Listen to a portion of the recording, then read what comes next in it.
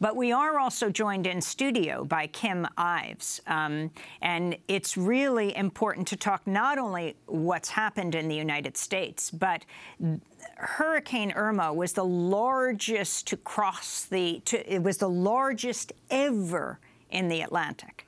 The death toll from Hurricane Irma has reached at least 27 in the Caribbean. The numbers expected to rise as rescuers reach the hardest-hit areas. Irma destroyed major parts of several Caribbean islands, including Barbuda and St. Martin. Cuba also suffered major flooding in Havana and other cities, but there were no reported deaths.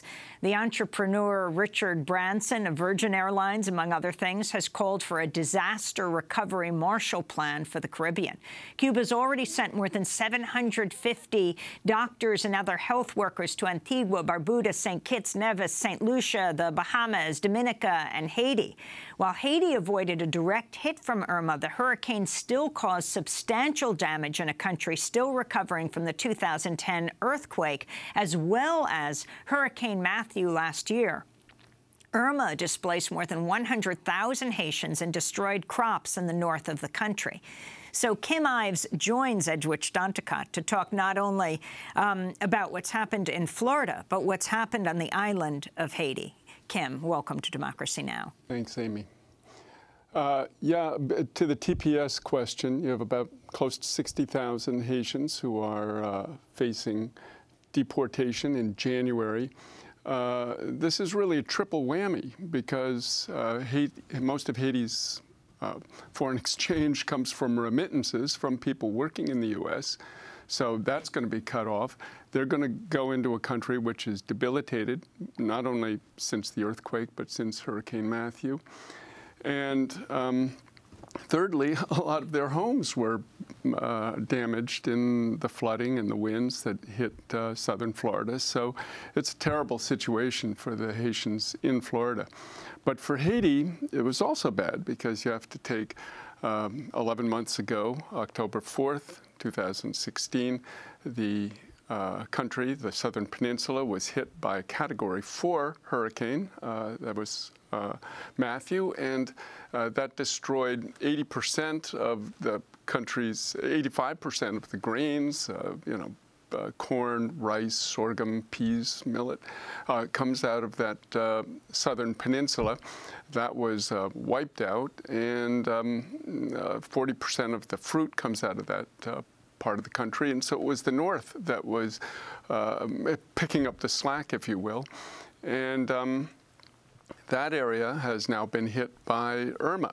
Also, we should say that the South had a 3-year drought before the hurricane, so there's this sort of climactic whiplash that's happening. You go from drought to these floods. The new climate is so volatile, it's really hurting a country like Haiti, which in the past 6 years has gone from the 7th to the 3rd most climate vulnerable country.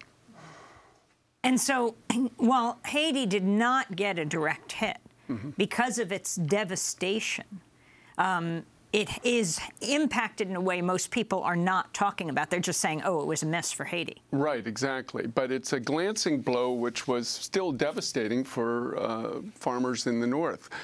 People had their crops wiped out by flooding and by wind. And it's been just a terrible blow to a country which is already food insecure.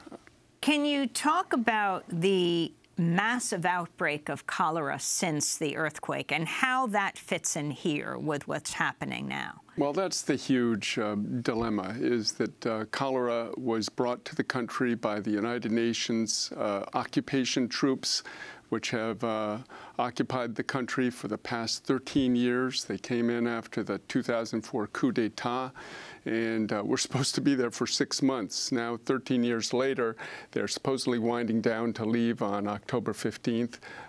This is not the case. In fact, they're just replacing soldiers with policemen and women.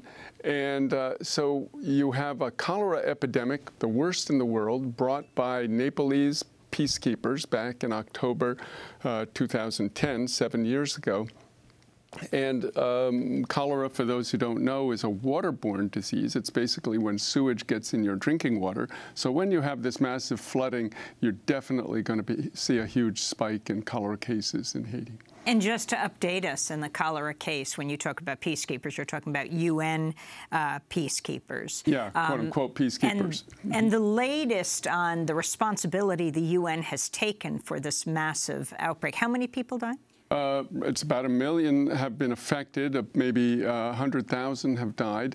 Those figures may be conservative because a lot of people are not registered who do die. Yeah, the cholera epidemic, the UN has taken no responsibility, essentially. They finally admitted last year that their response was not great, but Ban Ki-moon, when he was going out, made a sort of half apology. But they have not given any reparations to Haiti. And, you know, this has been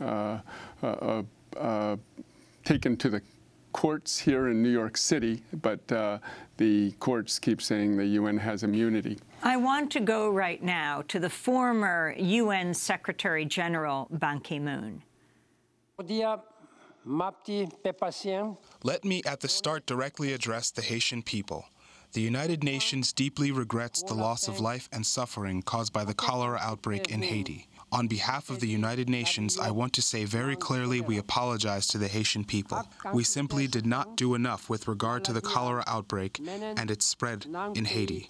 We are profoundly sorry for our role. We are profoundly sorry for our role, said Ban Ki-moon as he was leaving as UN Secretary General. As we wrap up, the significance of what he said and what he didn't say, Kim.